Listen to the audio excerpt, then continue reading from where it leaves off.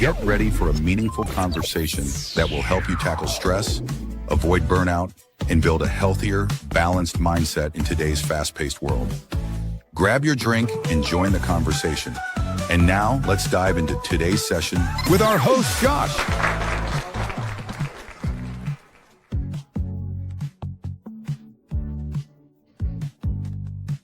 Hello, hello. Am I audible? So, okay.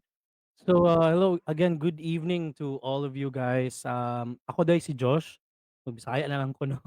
So, ako day si Josh and for tonight's segment, we have mental health awareness.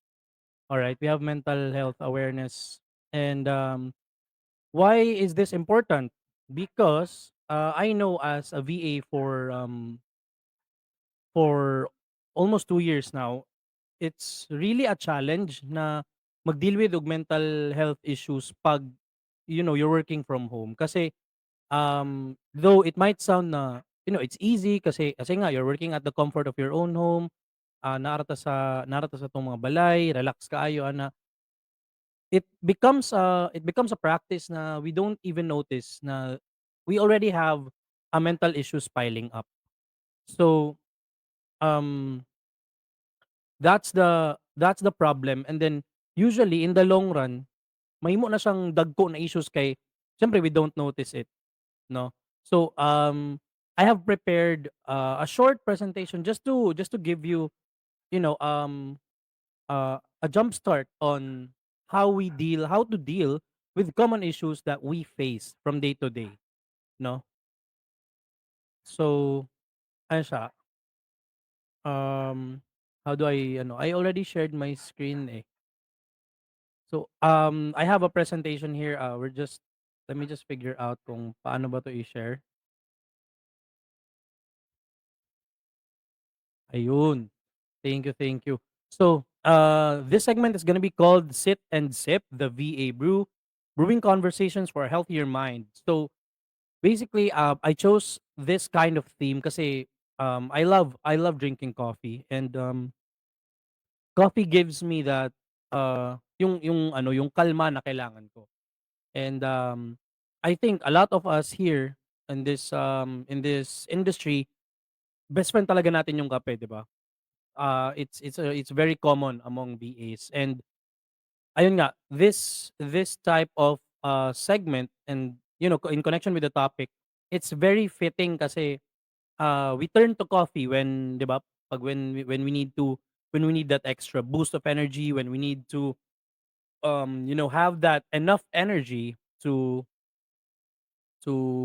go through the tasks that we usually do, and ano yung sa day-to-day activities. Now, just before I begin, no, just before I begin talking about the stuff I'm gonna share with you, uh, I just want to give you a little bit of a sneak peek about um like bakit ito yung napili ko. It's because I graduated from BS Psychology on 2019, and I have just recently finished my master's degree in clinical psychology. And the point here, I'm not trying to be boastful or what, but the point here is that I want to use yung natutunan ko, yung mga naipon kong na knowledge, gano'n, mga insights and stuff. I want to share it with you guys na in a way na you won't be spending gano'n, kasi I know that I know na, and I know and I believe na yung kasi yung healthcare, kasi mental health is included diyan, 'di ba? So, I believe na if kaya siyang ibigay ng free, yung tips, yung tricks, yung life hacks, kung kaya siya ibigay ng free, I would do it. Gano'n. As long as kaya, as long as it doesn't like take too much of the effort and stuff. So that's the reason why I'm here, and I hope you guys get benefit from this. Maliit man o malaki, I hope this helps. So let's begin. So these are the common issues that virtual assistants, freelancers, work from home setup workers face. So the first one I have chosen is burnout.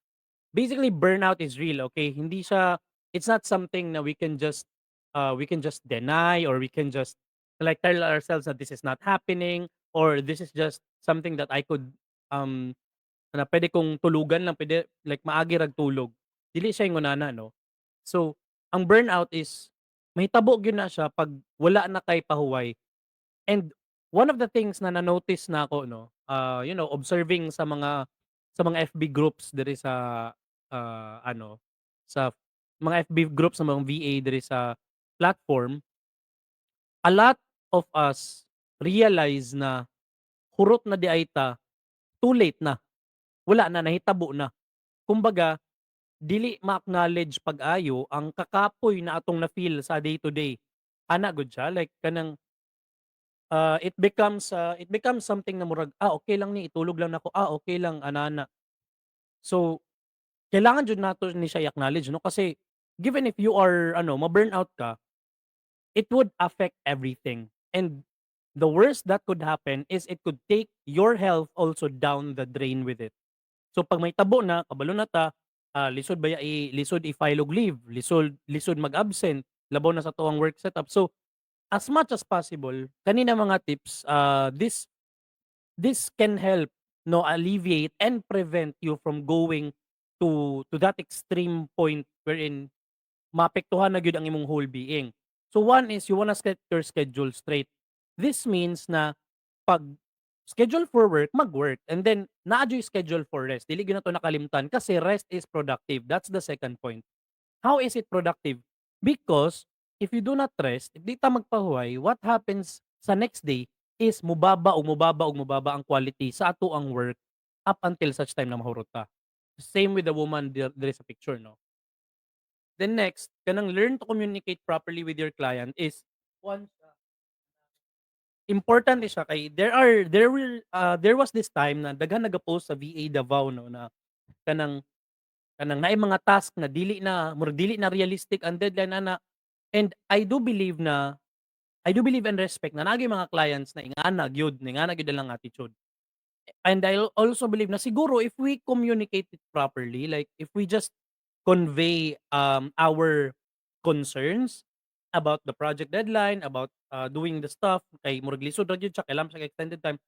Pwede siguro nato na siya ma-communicate properly para magkasinabtanay ug maiwasan nato nga mawad-an tag client, mag-away tas maglalis mo sa imong client ana, and that would help you manage burnout, na dili ka maabot og burnout. So, kanang tip dara sa baba na Pomodoro technique, that's one of murag focus techniques. And the simplest way to say it is you work for 25 minutes straight and then rest for 5 minutes. This helps big with overworking and keeps your mind sharp kasi you keep it regular na work, then rest, work, then rest, work, then rest. But please do keep in mind na kailangan yun na to og pahuway na like pahuway jud. Alright?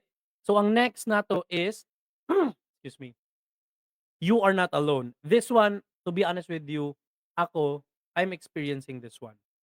Naay mga days, o siguro weeks yun gani, na I feel na like when I'm working na murag I feel like I'm living in a space na ako lang ga-exist.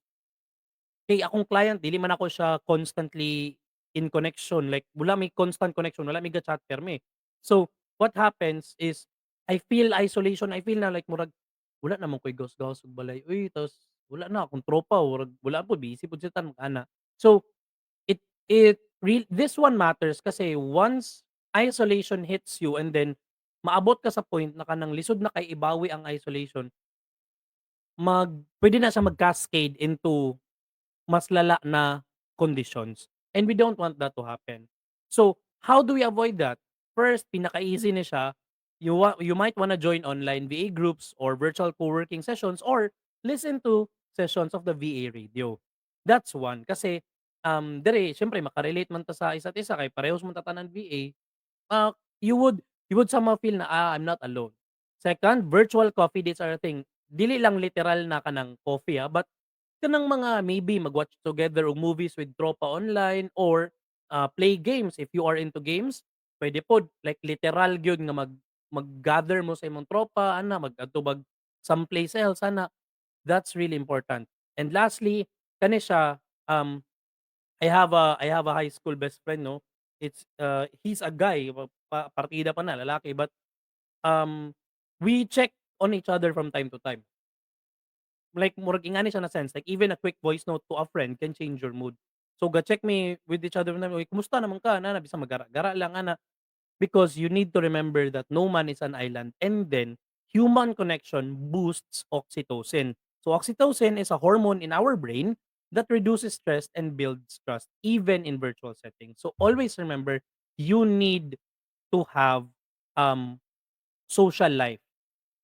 Tapos it's all on your terms. Walay magbuot ana, walay mag-ingon sa imuha na ay ang social life dapat mag-ingani ka, ay dapat ingani dili. You create your own social life. Alright? So, for the next for the next topic, just before I start, if you have any questions, please do not hesitate ha. Ay mo kaulaw, ask sa through the comment section, and then I'll answer with the best I can, right? Thank you, Miss Ask Marie. Thank you so much. No, I'm just really happy to have this kind of outlet. Because even before, when yung hindi pa nagsisimula yung VA Radio, I reached out to the people who have the power to do this. And then I'm really looking into opportunities like this. Kasi it murag lami sa akong paminaw na maka-share ko og at least man lang makatabang sa community sa akong ginagmay na mga ways, 'di ba? Given na we all should be para sa akong manggod, we all should be united given that we are in nara ta sa isa ka platform, isa ra ka industry, 'di ba? Dapat siguro magtinabangay ta, ana. So, the next one is the imposter in the room, or this is called the imposter syndrome. So, medyo big word siya, especially for those of you who doesn't know kung saan yung imposter syndrome. Basically, ang imposter syndrome is it's the condition na kanang magsige na lang gud kag isip na dili man siguro nako ni deserve kanang ala uy ano man kay ko kanang bad man kay ko sa akong ginabuhat murag di man ko hawd ana-ana. So basically that is imposter syndrome. Kumbaga, ah, okay. So, um, ang ang mahitabo kay you look at yourself na in a negative way lang ba, like, "I don't deserve this." Um, Basta it's more on like focusing much on the negative stuff that you have, and leaving out the positive that you do. So, in order to manage and in order to avoid this this kind of situation, we can keep a folder of compliments, feedback, and finished projects. Not literal na may folder gini mo sa PC pero ikaw bahala. But you wanna keep of kanang like a vault of memories.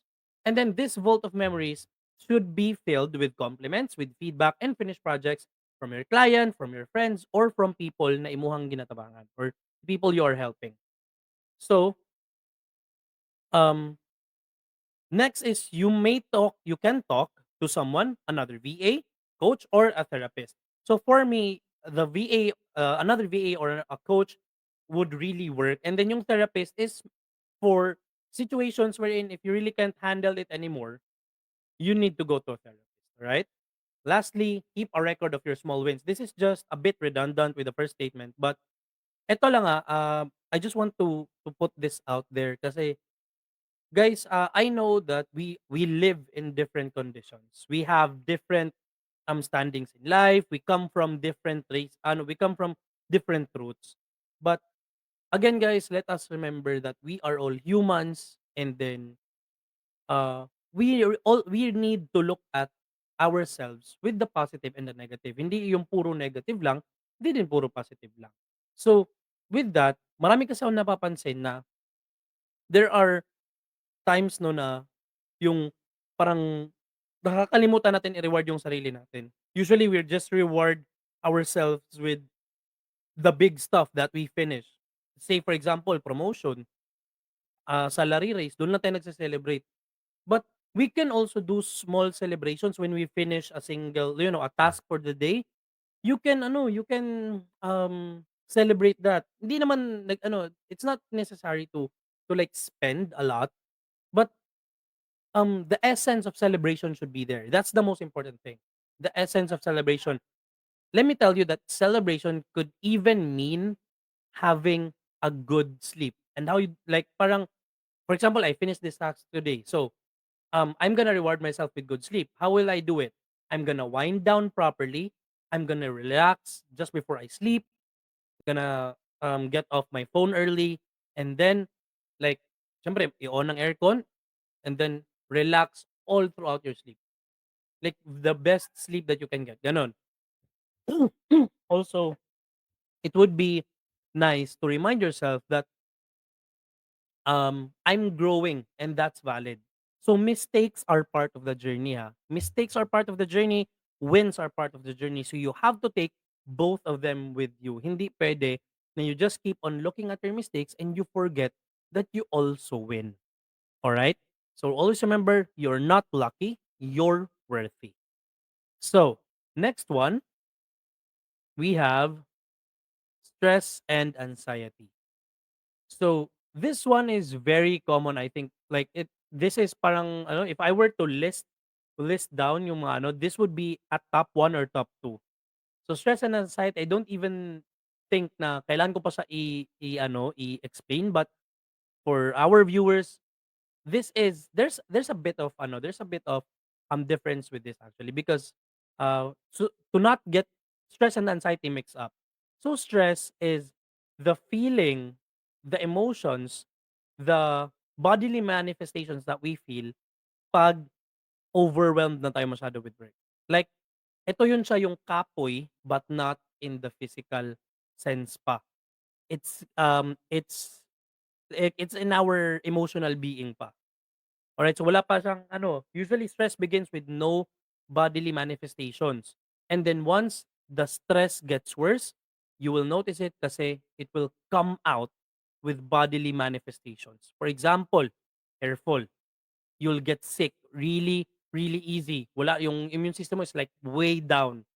And then your mood is disrupted. When I say disrupted mood, wala, hindi ka naman, ano parang, hindi ka naman sana ginagalit or hindi ka tinitrigger, but you're immediately mad. You're very easy to get mad, you're very easy to get like tired about something, ganon. So those are samples of how stress manifests outside of our body. And then for anxiety, anxiety is actually a different thing.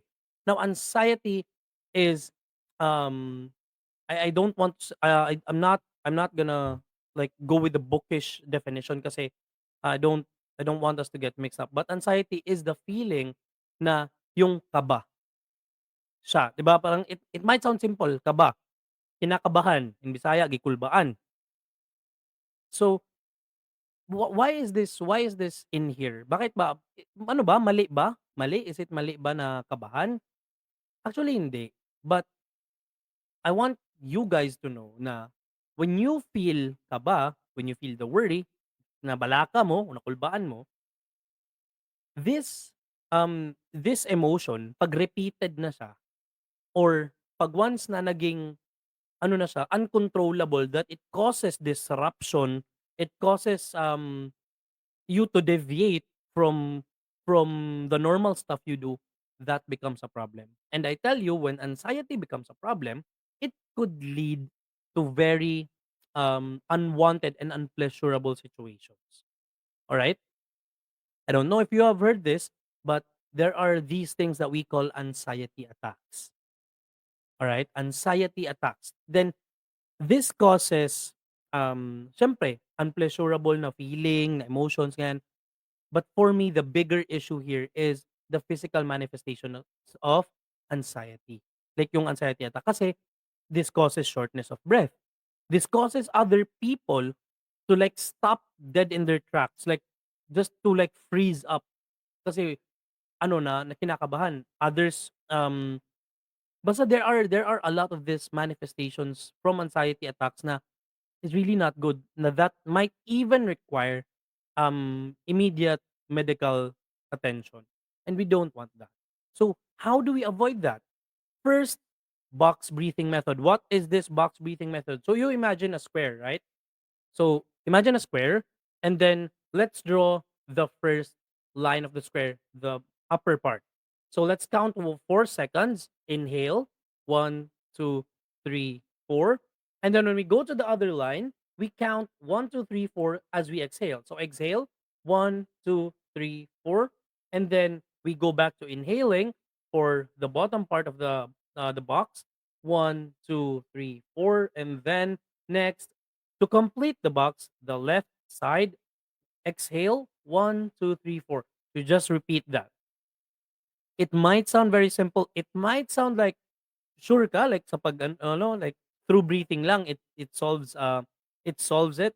It does not actually solve the entirety of it, but it helps your brain cope up with the stress and anxiety, and it helps this method helps to calm your system down, lalo na 'pag nandun ka sa mga tight situations. Next, play focus or calming music while working. This is very easy to do. We have YouTube, we have Spotify, we have Deezer, whatever music platform, meron 'yan. So, yung music na nakakapakalma, yung music na yung sakto sa vibe. Kumbaga, yung mga midnight chill vibes, mga gano'n. Next, you want to keep your workspace clean and calming. So, tama nga pala, just to give you another tip or another fact. When a person is about to get stressed or is about to hit that peak sa stress, what usually happens and what you will usually notice is that your room, your house, or your workspace will get um more disorganized, mas magulo, mas disarrange ang magagamit, and the more that happens, the more it aggravates, mas pinapalala niya yung stress. And it can even lead to other conditions also, and ayaw natin yun mangyari. So, you you also might want to try labeling your emotions out loud. For example, ayan, I feel overwhelmed. You sometimes need to say it out para your brain will acknowledge that you are overwhelmed, and then your brain can help your whole system regulate it better, because processing our emotions, processing what we feel, is one of the biggest factors that helps us grow. All right? So pag may emotion tayo nafi-feel, let's say for example, nasa shift ka and then medyo naiinis ka sa workmate mo, naiinis ka sa task mo kasi hindi mo maintindihan, take a step back, breathe, and then acknowledge what you feel. Like, sobrang hirap talaga nito, paano ba 'to? Yan. And then, ayun, be calm muna. Take a small break so that you would be sharper when you come back. All right? So, let's move on to the next one. All right, the balance act. Ito very ano 'to, very common sa atin 'to, work and life balance.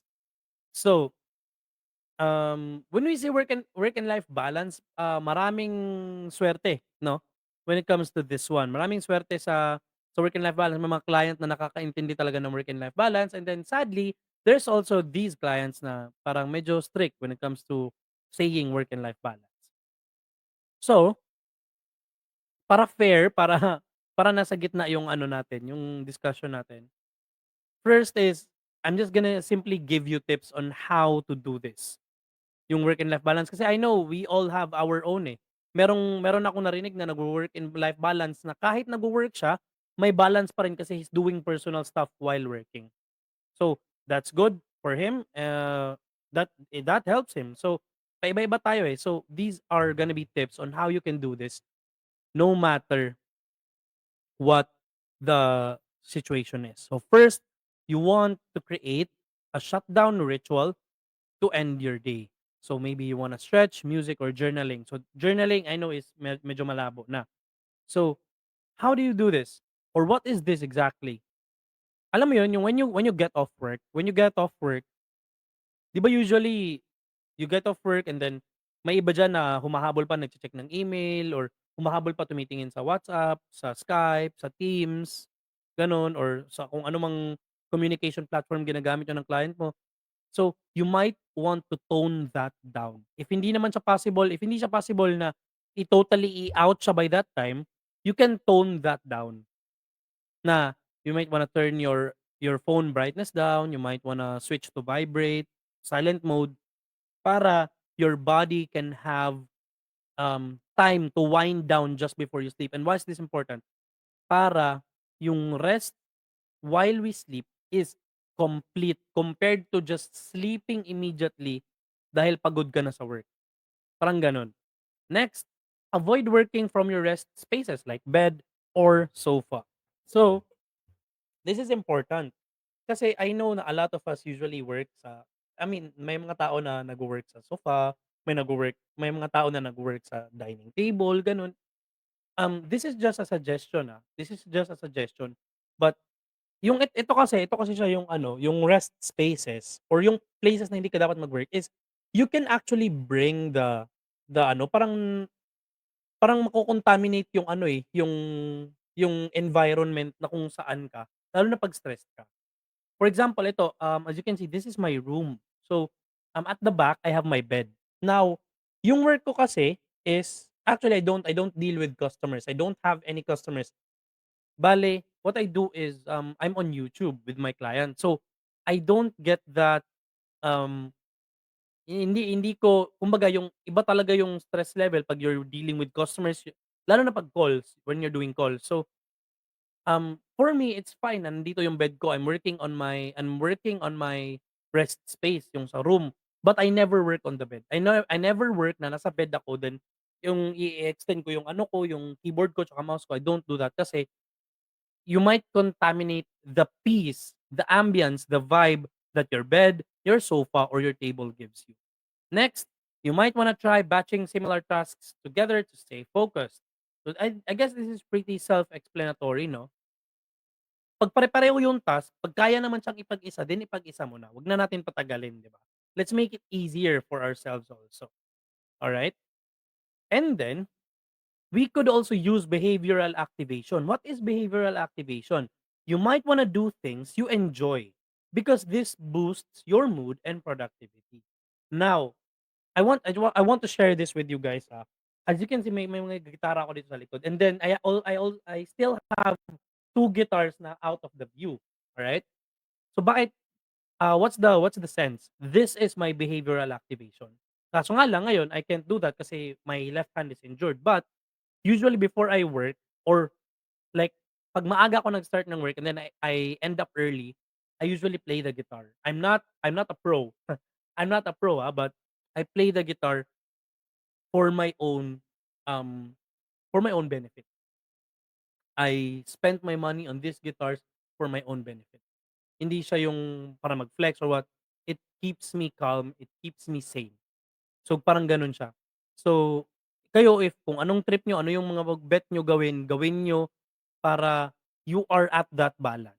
It's very important, guys, that we don't lose balance kasi sa industry na 'to, yung being pa naman natin, yung katawan natin, yung utak natin, puhunan natin sa ginagawa nating trabaho sa industriyang ito. Next, alright. Don't pour from an empty cup. What does that mean? I don't know if you have heard about this statement. This might sound na medyo cheesy 'to, 'no?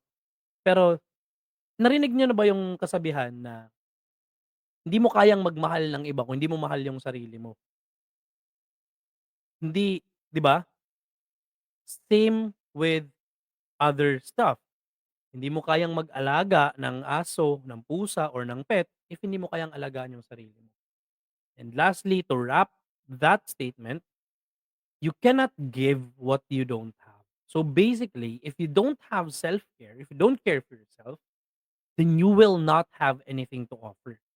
So, how do we manage that? What are some tips that would help you manage that?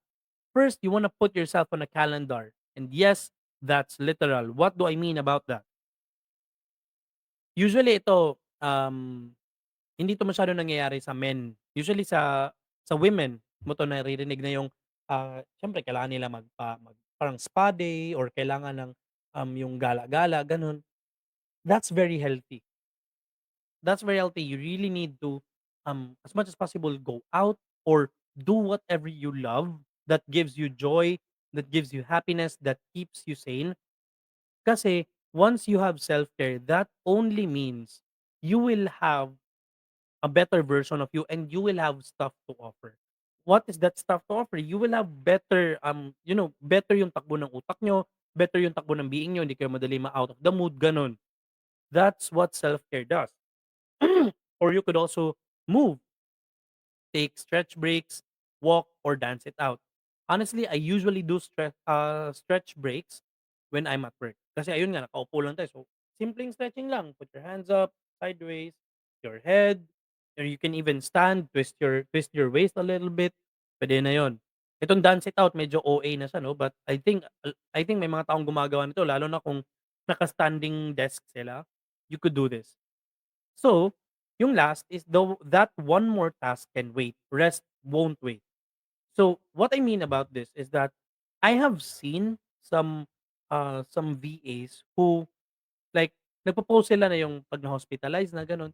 Like by that time pa nila nare-realize na sana kung nagpahinga, sana kung binawi ng maaga, hindi sana umabot sa gano'n.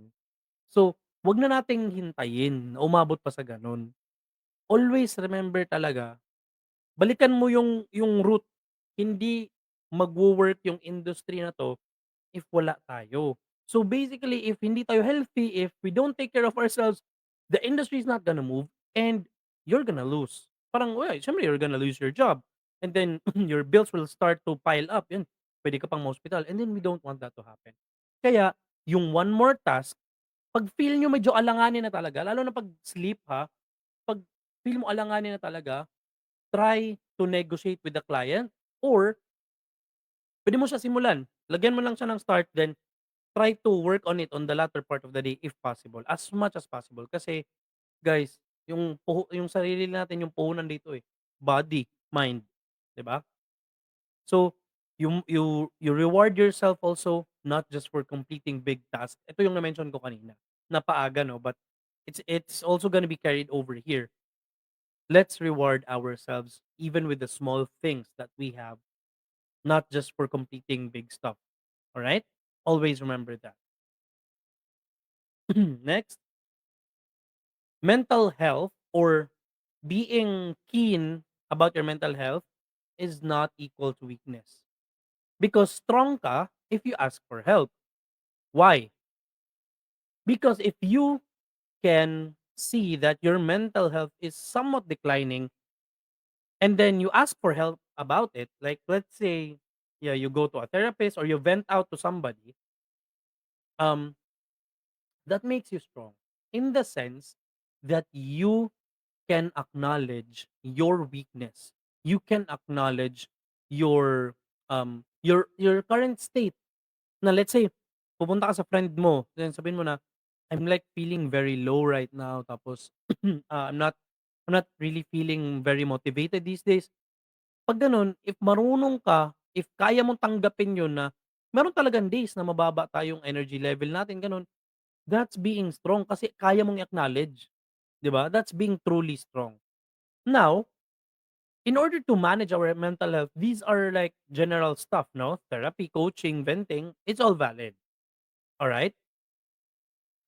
Next is you wouldn't ignore a cracked screen. So don't ignore a cracked vibe. Ito yung sinasabi ko din kanina.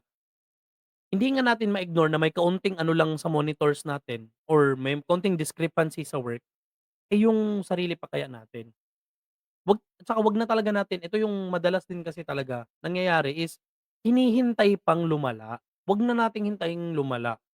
Always remember guys ha, excuse me. Always remember, mental health might not sound that important to other people, might not sound very um parang parang alam mo parang attractive to other people, but to kid you not, this is one of the biggest sources of yung mga sakit na nagre-result into hospitalization. Kaya yung sinasabi na stress can actually end you, that's true. And I'm talking about this because I have a personal experience about this. Um, I have a family member, ano na lang for the sake of keeping privacy 'no, I'm just ano, parang just gonna keep this general. I have a family member. Ngayon, um, alam na ano, parang notice na meron siyang ano, meron siyang mass sa thyroid niya before. That was around 2011, 2012, mga gano'n. So, after that, ah, inoperahan, kinuha yung buko lang. Then recently lang noong 2022, tinanggal na talaga yung buong thyroid, alright? Tinanggal yung buong thyroid. And then bigla na lang, 2023, nagka-endometrial cancer siya. So, isipin yung development.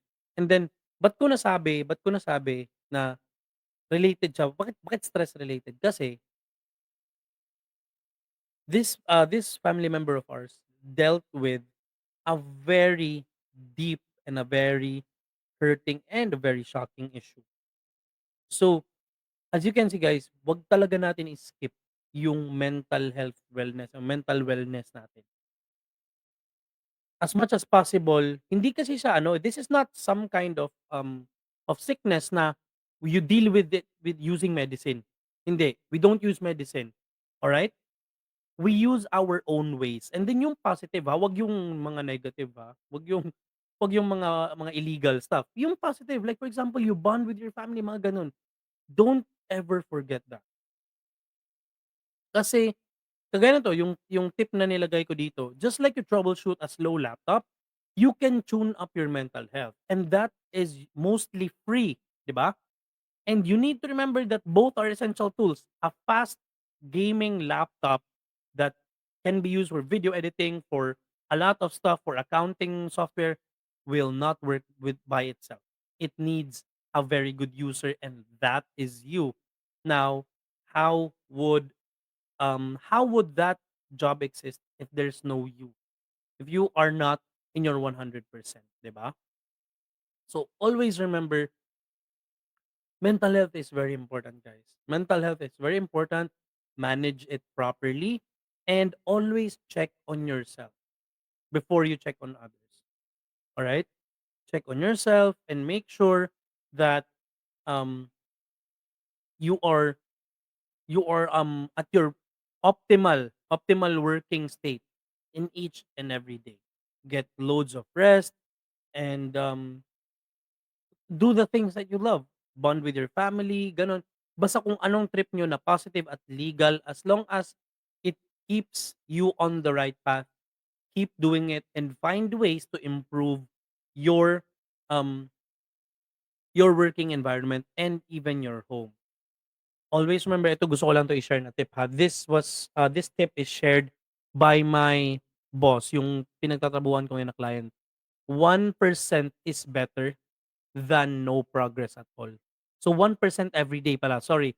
1% every day is better than no progress at all. So it doesn't matter if 1%, 2%, 3%, 5%, 20, 30, 40, 50, 60, 100% every day, doesn't really matter. As long as you keep improving every day and you still stay on track each and every day. So these are the common issues that VAs face, especially us here in the Philippines. And I hope na may nakuha kayo kahit konti lang na mga management tips on how to deal with these issues.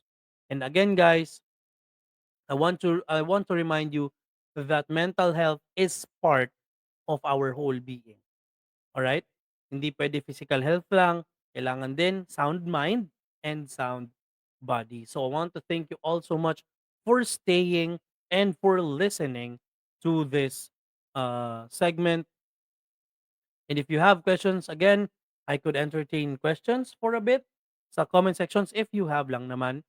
And yeah, I'm gonna see you around every Friday, 8 PM. Pasensya na kayo medyo na late lang kasi I was having my dinner, but anyway, ayun siya. And I'm also planning to post some guides like things like this, general things like this on my page also and on my YouTube channel. So ayun siya guys. If you have questions, please just don't hesitate to ask sa comment section so that you know we could engage with each other. But if if wala, I'm fine with it din naman as long as ayun nga, I'm very happy with with the result na nakapag-share ako. At least I have I have this outlet of sharing what I know and what I can to our industry.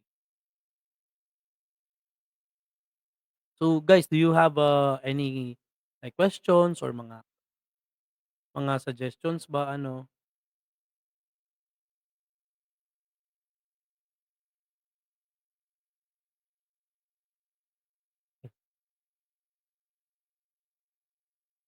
So, any questions or mga ano? Okay. So, if wala ng questions and um you're all good with the discussion, let me just sum up what we had tonight.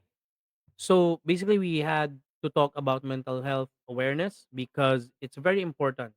It's very important na we really take care of our mind and our body, of course. Kasi ito po yung main na puhunan natin, being a VA, being a work from home worker, and being a freelancer. So, always remember, if you are stuck in those common issues na nilagay ko, you can always go back to this video and check baka pwede nyong gawin yung isa or yung dalawa, ganyan, to alleviate and to regulate the situation that you are currently in. So that's all for tonight. Again, thank you so much, guys, for watching, for interacting, for engaging with our segment. I also want to thank you, the VA radio teams, especially Sir Ray, for making this segment possible. And we're gonna be doing this segment every Friday, 8 to 9 p.m. All right. And if you want to reach out to me or maybe you want something like ano ba partnership or kahit ano, may questions kayo, I have a page and I have a YouTube account also. It's called No One Asked. It's the logo here. So I'm gonna plug it kung possible. Let me try. Uh ayun siya. If may mga questions kayo kasi I'm also on TikTok nga pala. Still No One Asked pa rin sa TikTok and I do live streams doon, no. So ayun, we can engage on different platforms. If you want, just reach out. Please do not hesitate kasi um ano siya, I would love to to have you guys there. Like to interact with you ganun. And it's gonna be free ha. Walang mga walang hidden charges. So it's gonna be very free. Walang ang tawag mo diyan? Walang mga bayad or whatever. So ayan, I've posted my links nandun sa comment section. Please do not hesitate again, guys. And last, ano ba? Let's just close this segment. Again, guys, thank you so much for watching. I'm gonna see you every Friday, 8 to 9 p.m. This is Josh of No One Asked and currently representing the VA Radio Mental Health Awareness segment. Sit and sip the VA brew. Thank you so much for staying tuned. That's a wrap on today's episode of Sit and Sip, brewing conversations for a healthier mind. Thanks for tuning in. Stay tuned for more insightful talks, and don't forget to prioritize your mental health. Catch us next time, and keep sipping. Only here on the VA Radio. Keep it light. With the VA Radio boosting your scene. It's the VA Radio where you wanna be.